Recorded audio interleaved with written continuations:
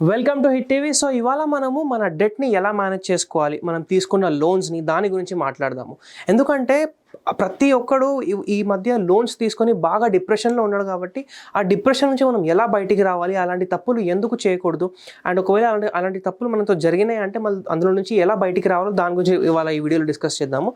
So మనందరికీ తెలిసినట్టు ఇండియాలో చాలా బ్యాంక్స్కి లక్షల కోట్లు ఇంకా రావాల్సినవి ఉన్నాయన్నమాట, డెట్స్కి ఇచ్చినవి, లోన్స్ లాగా ఇచ్చినవి జనాలకి. అంతేకాకుండా చాలామంది లోన్స్ తీసుకొని ఈ ట్రాప్లో ఇరుక్కొని ఒక డిప్రెషన్లో వెళ్ళిపోతున్నారు అనమాట. అందుకోసము మనకు దీని నుంచి బయటికి రావడానికి ఫస్ట్ పాయింట్ వచ్చేసి, అందరూ ఎందుకు దీంట్లో వెళ్తున్నారు అంటే ల్యాక్ ఆఫ్ ఫైనాన్షియల్ ప్లానింగ్. సరిగ్గా ఒక ఫైనాన్షియల్ ప్లాన్ లేకుండా దాంట్లో వెళ్ళిపోతున్నారు అనమాట. డెట్స్ తీసుకుంటున్నారు, అది కట్టేయచ్చు కదా అని, మనకు వస్తుంది శాలరీ వస్తుంది, బిజినెస్ ఇన్కమ్ ఉంది అని లోన్స్ తీసుకుంటున్నారు కానీ దాన్ని కట్టలేకపోతున్నారు. So lack of financial planning. మీరు ఒక మంచి ఫైనాన్షియల్ ప్లానింగ్ స్టార్ట్ చేయాలి అనమాట. సెకండ్ పాయింట్ వచ్చేసి ఇక్కడ మనకు make a note of all loans. So మీరు తీసుకున్న ప్రతి లోన్, హోమ్ లోన్ కానివ్వచ్చు, కార్ లోన్ కానివ్వచ్చు, ఇలాంటి ప్రతి లోన్ కూడా ఒక లిస్ట్లో మీరు నోట్ ప్యాడ్లో రాసుకోండి. ఎట్లా రాస్తారంటే అసెండింగ్ ఆర్డర్లో అయినా లేదా డిసెండింగ్ ఆర్డర్లో అయినా. సో హైయెస్ట్ ఇంట్రెస్ట్ రేట్ నుంచి లోయెస్ట్ ఇంట్రెస్ట్ రేట్, లేదా లోయెస్ట్ ఇంట్రెస్ట్ రేట్ నుంచి హైయెస్ట్ ఇంట్రెస్ట్ రేట్, అలా రాసుకున్న తర్వాత మీకు ఒక క్లారిటీ వస్తుంది. ఫర్ ఎగ్జాంపుల్ హోమ్ లోన్ తీసుకున్నారు, అది 8 to 9% ఉంటుంది. Car loan 9 to 10%. ఒకవేళ పర్సనల్ లోన్ అంటే 20%, 22%. అదే క్రెడిట్ కార్డ్ అంటే మరి 30-35% దాకా ఉంటుంది. సో ఇలా రాసుకున్న తర్వాత ఏదైతే హైయెస్ట్ ఇంట్రెస్ట్ రేట్ ఉంటుందో దాన్ని మీరు ఫస్ట్ క్లియర్ చేసుకోండి. ఫస్ట్ క్రెడిట్ కార్డు, దాని తర్వాత పర్సనల్, ఇది క్లియర్ చేసుకున్న తర్వాత హోమ్ లోన్, కార్ లోన్ తర్వాత ఇంకా మీరు అది స్టెప్ బై స్టెప్ క్లియర్ చేసుకుంటూ రావచ్చు. సో ఇలా ఒక మీరు నోట్ చేసుకొని హైయెస్ట్ ఇంట్రెస్ట్ ఉన్నదాన్ని ఫస్ట్గా మీరు క్లియర్ చేసుకోండి. థర్డ్ పాయింట్ వచ్చేసి ఇక్కడ మనకు ఇంక్రిమెంటల్ పేమెంట్. అంటే ఏంటి అంటే ఎవ్రీ మంత్, ఫర్ ఎగ్జాంపుల్ మీరు ఒక లోన్కి 5,000, 10,000 ఈఎంఐ కడుతున్నారు. సో అంతేకాకుండా ఇయర్లో మీరు ఒక 2-3 ఈఎంఐస్ ఎక్కువ కట్టండి. ఒకవేళ 2-3 ఈఎంఐస్ కుదరకపోతే అట్లీస్ట్ 1 ఈఎంఐ అన్న, అంటే ఒక 10,000 ఈఎంఐ మీరు ఏదైతే మంత్కి కడతారో 1 ఇయర్లో మీరు 12 ఈఎంఐస్ పే చేస్తే ఒక 13 ఈఎంఐస్ పే చేసుకోండి. ఒకవేళ మీకు కుదిరితే 14-15 ఈఎంఐస్ కూడా పే చేసుకోవచ్చు. ఇలా చేసే మనకు బెనిఫిట్ ఏంటి అంటే మీకు 10 ఇయర్స్లో ఫినిష్ అయ్యే లోను మీకు 5 ఇయర్స్లో, 3 ఇయర్స్లో, 2 ఇయర్స్లోనే అయిపోతుంది. ఎందుకంటే మీరు ఎక్స్ట్రా ఈఎంఐ కడుతున్నారు కాబట్టి మీకు అందులో ఓన్లీ ప్రిన్సిపల్ వెళ్ళిపోతుంది, ఇంట్రెస్ట్ ఉండదు. సో ఇది ఒక చాలా పెద్ద అడ్వాంటేజ్ అనమాట.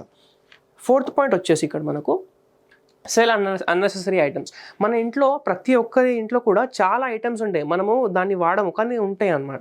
సో ఫర్ ఎగ్జాంపుల్ మీ ఇంట్లో కూడా మీరు 1 ఇయర్ నుంచి ఏదైనా ఒక ఐటమ్ని వాడలేదు, అలాంటి ఐటమ్స్ని అమ్మేయచ్చు.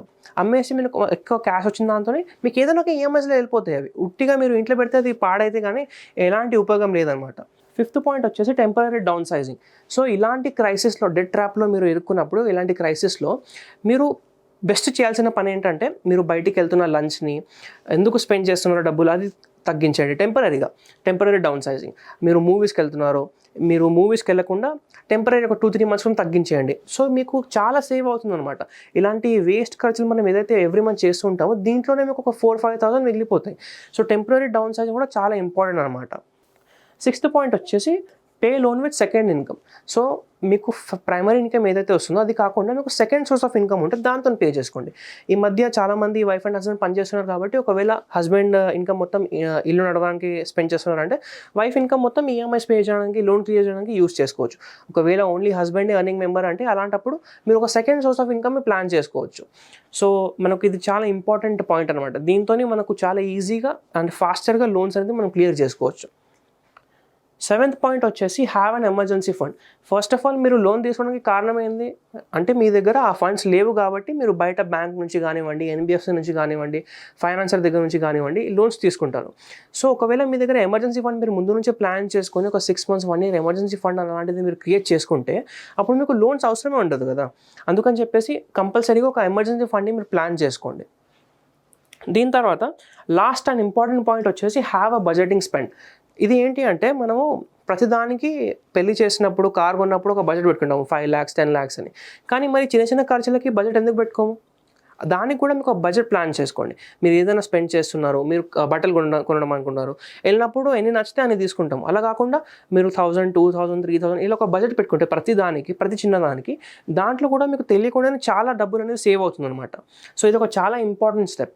సో ఈ 8 steps కనుక మీరు ఫాలో అయితే తప్పకుండా మీరు ఒక డెట్ ట్రాప్స్ నుంచి బయటకు వచ్చి ఫ్యూచర్లో డెట్ ఫ్రీ అయ్యే ఛాన్సెస్ ఉన్నాయన్నమాట. సో ఈ వీడియో కనుక మీకు నచ్చినట్టయితే మన ఛానల్ని సబ్స్క్రైబ్ చేసుకోండి అండ్ మీ ఫ్రెండ్స్తో షేర్ చేయండి. Thank you.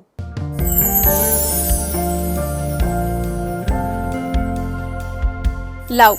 ఈ అందమైన 4 అక్షరాల బారిన పడని మనిషి ఉండరు, మనసు ఉండదు.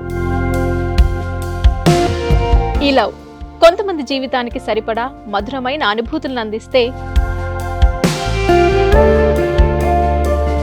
మరికొంతమందికి జీవితాంతం వెంటాడే చేదు జ్ఞాపకాలను మిగిల్స్తుంది.